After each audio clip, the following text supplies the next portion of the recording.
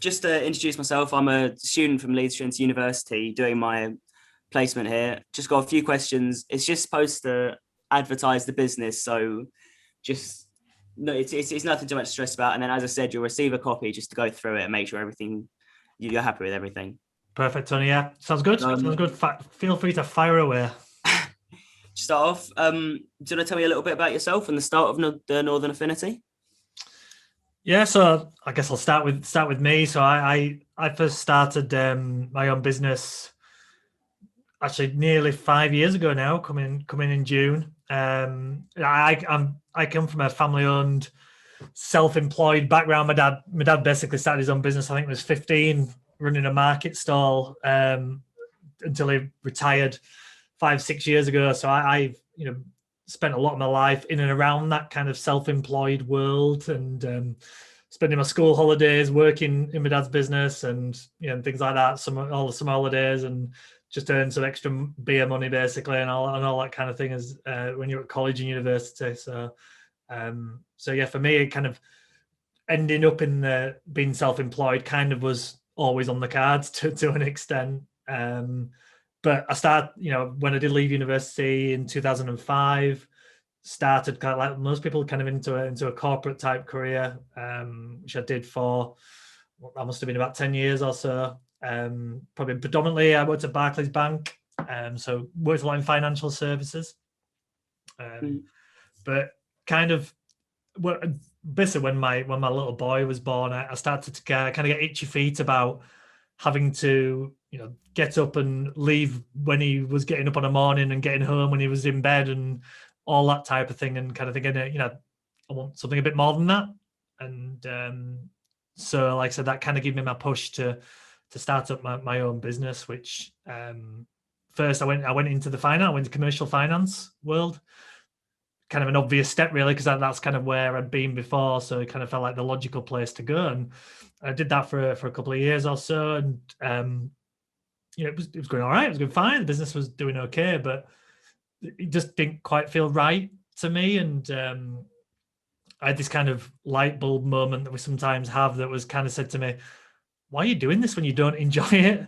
If you're going to do something for yourself, try to, do something that you've got a passion about, that you enjoy, that you want to do. And at that point, I'd had what turned out to be the Northern Affinity, the idea for it probably a year or so before that. And I mean, it's evolved a lot since then, but I decided in January 2019, was it? Yeah, that was me. Yeah, January 2019 that, right, I'm going to go for it now. Go for this Northern Affinity idea and really started the process there, really. And then properly launched it in September 19. So kind of I was starting Northern Affinity and working on it whilst doing the other stuff and winding the other business down. So they kind of run us side by side for a little while. But as soon as I started doing the Northern Affinity thing properly, I just loved it. It's great. I spend my days chatting to people basically about the business and about what they're doing and good things that happen in their businesses and the challenges. Yeah, sounds like a really easy way of making a living, but a fun way, more importantly. And I've always had this big thing around collaboration and working together and how important that is. And I think it's something that a lot of people underestimate, that when you do start your own business and you're on your own, quite frankly, it can be lonely. But secondly, and probably most importantly, you've only got so many levels of skills and experience and knowledge, that there's so many different things that involved in running a business, that you need that group of people around you, whether it's, I guess, the technical help, so skills to marketing or finance or HR or whatever that might be, or just that support, that network of people who understand what you are going through and how things are, and are there to push you on when you need to be pushed, and there to pick you up when you need to be picked up, and there to G you up when you need to be G'd up. And having that group of people around you is something that's always been really important, I think. So trying to create something that fits that. Does that make sense, Tony? Yeah. That's amazing. Thank you. So second one, what was the biggest challenge you had to face in the 2020 year and the pandemic, obviously? Biggest challenge. I guess it was right at the start when, probably like for most people, when kind of mid-March 2020 hit, was this, everybody kind of bunkered down and was in this kind of survival mode of how do I make sure my business exists still, and people weren't thinking about growing their business. And I guess what the Northern Affinity are, the reason people come in to be part of what we do is to generally it's to grow their business. That's the ultimate aim of it. There's various ways you can do that, but the ultimate aim is to grow their business. And the kind of everyone stopped thinking about that. It was all about survival. So that brought in a challenge of, we were in a nice growth period. We've been officially launched about 6 months then, and it was just growing really nicely. But that just put a brakes on that, as you can imagine. So the biggest challenge was kind of working out how I do things in that kind of period, and it ended up being more of the idea of just let's forget about trying to grow and get new people involved. Let's just focus on making it as good as possible for the people we already have and we already work with. What can we do to support and help them right now? Because it's a challenging time, as you kind of alluded to in the question, really. So how can we help with that? And that was the kind of like, it was such an unknown at the time. What do we do? And it came boiled down to essentially, let's just keep talking to each other as much as possible. Let's connect. And obviously using this medium we're using now, using Zoom was the way forward. And obviously it was very new, and trying to work out how to use it best as well. That was the other challenge that I think we kind of all, I'm sure we've all been on events and things like that now where we used Zoom or whatever platform it is, and we've kind of got a decent way of working with it now and understand how it works quite well.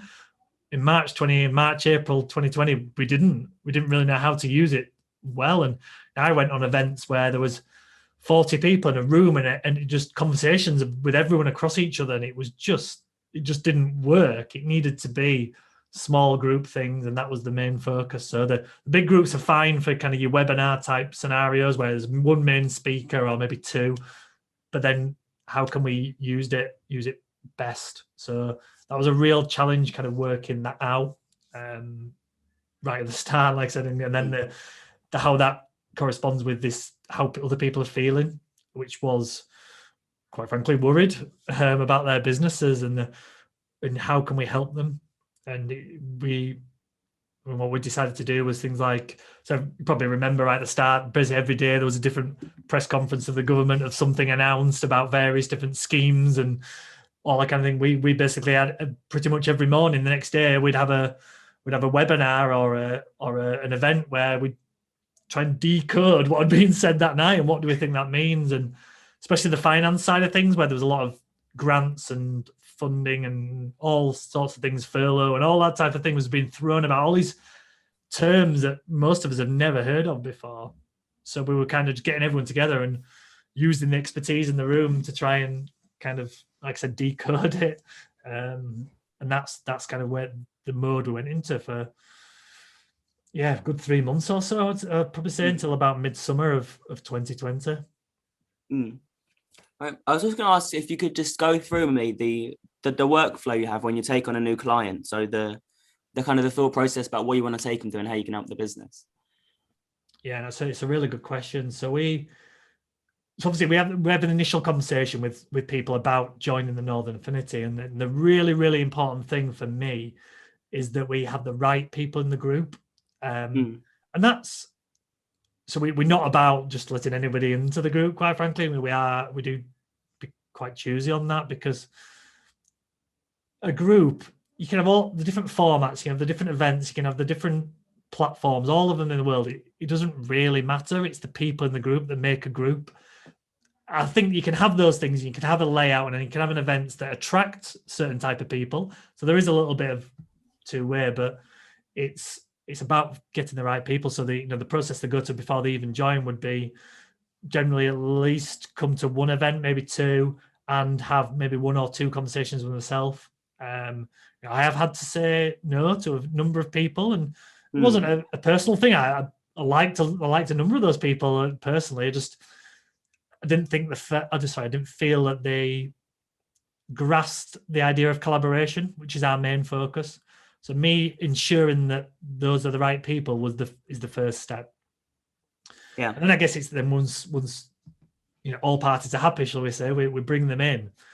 And this is probably the real crucial part for us, is that when someone first joins, I will sit with them for, I say sit with them, obviously on Zoom mainly in the last year, but we haven't done the odd one face to face, finding out all about them and their business. So, and I've done that with every single person who's joined the Northern Affinity. I mean, some of the conversations I had previously were 4 hours long, not quite so long online as you can imagine. Mainly the 4 hour ones were when we used to meet at the pub and do it. And they were a bit more fun, but anyway. But the whole point was to get to know that person and get to know their business, what they wanted to do, where they want to take it. And because I've had that conversation with everybody, it allows me to then, I guess it's joining the dots then, is to say, well, okay, well, based on this discussion we've had, I need to introduce you to X, Y, and Z within our group. So before they've really done anything, they've not really introduced to the group, before they've been to an event, the idea is they've already probably maybe started to build relationships with 4, 5, 6 other people in the group. And I think firstly, that's nice when you join in something new. So before you go into the big group situation, you already know a few people. It's just a slightly nicer situation. I mean, I'm sure we've all at some point had to walk into a room with a lot of people and you don't know anybody. It's not a nice experience, particularly. It's an uncomfortable experience. So having a few people at least that you know is important. So there's that element of it. So there's that kind of feeling comfortable, which is important. But secondly, it's that idea of targeting the right people for them to have discussions with. And it's not necessarily about introducing them to each other because X can sell to Y because they need that product. And in fact, very rarely is it that. It's more that they can potentially work together. So they might have complementary services, complementary products. One of the most common ones is they have very similar customer profiles. So they might have, their customer might be businesses that have between 50 and 100 employees, as an example.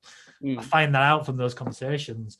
Well, you're targeting the same people. So is there a way that you can kind of help each other support each other on that? So that's a really, really important part of the journey for us right at the start, and it kind of sets everything else up for the future within the group. And obviously there'll be other people in the group that'll be good for them to speak to. Goes without saying, but it's a nice starting point. Yeah. And yeah, so that's a big part. And then it's just integrating them within the group, whether it's on the platforms that we use, getting them set up on our website, social media. Now, and recently, since I started employing a couple of guys, introducing them to the team as well and getting to know those guys. Yeah. Okay. And I was just going to ask, so the Northern Affinity does have a social media. Do you have any plans to expand your social media, and how important do you see your social media to business generation? So yeah, social media is massive for us. Absolutely huge. It's a big focus. I've taken on Lauren, who looks after our social media through the government Kickstart scheme. She joined us in February and has really taken that on and expanded that and doing a really good job with it. LinkedIn's, this is due to me, that's the area I'm pretty confident on, and we've always done quite well on LinkedIn. But Lauren's kind of picked the baton up, especially with Instagram for us, which has become a big area. And strangely enough, I just had literally before this conversation, having a conversation. One of the things we're looking to do is how can we support our partners more on their social media as well? How can we help them? Because again, there's two elements to it. There's the time element of it. They don't always have the time to do what they want to do, but also the expertise. So how can we bridge the gap between them doing it themselves and being at a point where they can afford to employ or to outsource that service? I think there's a bit of a middle ground for a lot of businesses. So we're looking at how we can potentially do that. And I mean, we do things. So very recently, we've just restarted social media takeover days. So our partners can take over one of our social media channels for the day and post on those. I mean, we've done it so far on Instagram mainly because there's different types of ways of posting on Instagram, whether it's stories or the main feed or reels or IGTV. It's a nice platform for that. So we've done that, and you look at the stats, the numbers in terms of interaction and views on the days when people take over, it's huge. It's really, really good. So that's good for us, and it's good for the guys in our group as well. So social media and live videos through social media is a big part as well. I do a lot of that, especially on LinkedIn, but all the platforms it goes out on. So yeah, it's a massive, massive part of what we do, and we will continue to develop that. And it's potentially, like I said, an area we'll even put more resource in, but always been a big focus for us. Could I ask, within your community, which industries are missing, and how do you plan to encourage them to be part of your growing Northern Affinity community? Good question. Yeah, so our community is made up pretty much of business to business services type businesses. So whether that's marketing, HR, coaching and development, finance, IT, that type of area. So we're very lucky. We've got a good spread actually overall. The one area that we haven't actually is within an accountant or accountants, which surprises me, because an accountant is generally the first thing any business outsources is their account to an accountant. It's the first thing they will do. So there's potentially, we've got 110 partners, 112 partners, I think it is in the group now. There's opportunities for there, but my experience with accountants is that there's not many of them that look to do the proactive type work. They're all very good at the, should we say, the compliance element of what they do, and perfectly good, but are less involved in the types of thing we do. And I'm sure there is ones out there that do. So I don't want to tar everybody with the same brush, obviously. But generally speaking, it's been the one area we've struggled to attract someone like we would like, because we do think there's a lot of good opportunity in that, because a good accountant can support businesses in all sorts of different ways. So generally speaking, in that kind of business to business services world, we are very, very well covered. And the great thing is we've got lots of niche type expertise. It's not just a lot of generalized. We do have some people who maybe do, marketing is a good example. We'll have some people kind of digital marketing agency type setup, which is great. But we also have a lot of people who do the niche areas of marketing. So it might be copywriting, branding, video, photography, website design, website support, social media. And then we've got a nice big spread of that type of area as well. That's a perfect answer for me. Have you had a look through the podcasts on your website, and how do you value these for business generation?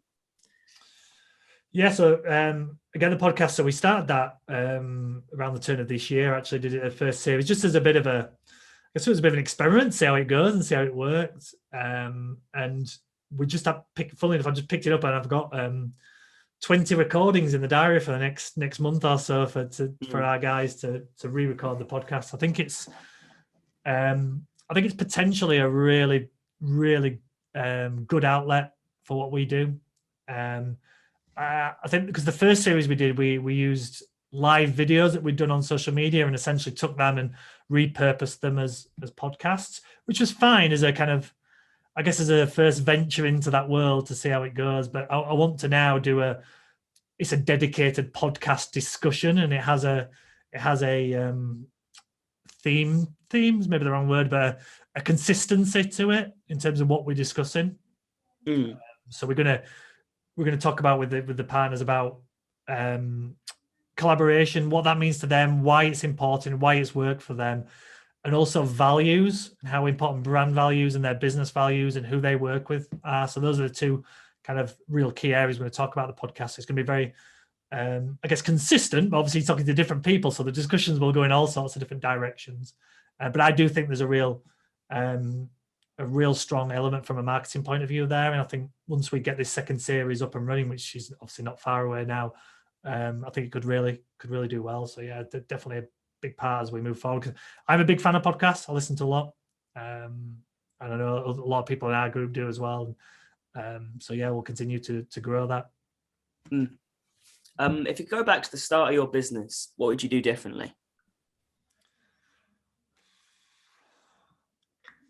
Everything. No, what to do differently?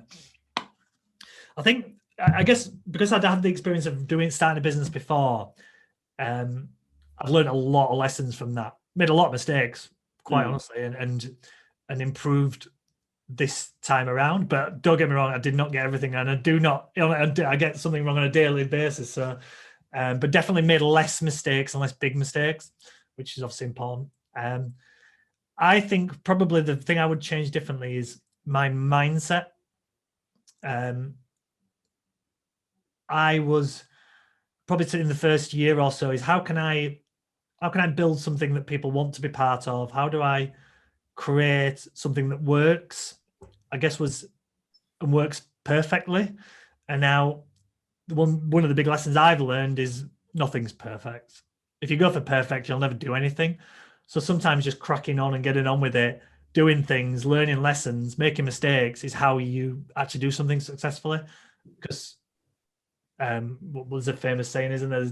There's no such thing as failure until you give up, or I can't remember the exact. I'm paraphrasing a little bit there, but that is now my mindset. I've changed. I think I was very, with a small c, conservative previously in terms of my.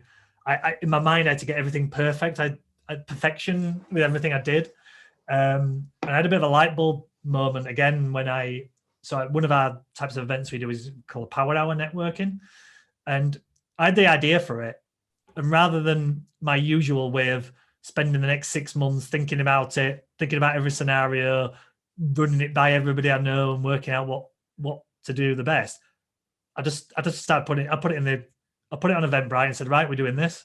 I just did it literally on that day, and I said, a couple of weeks' time we'll start it. I've got an idea for it and make it up as I go along.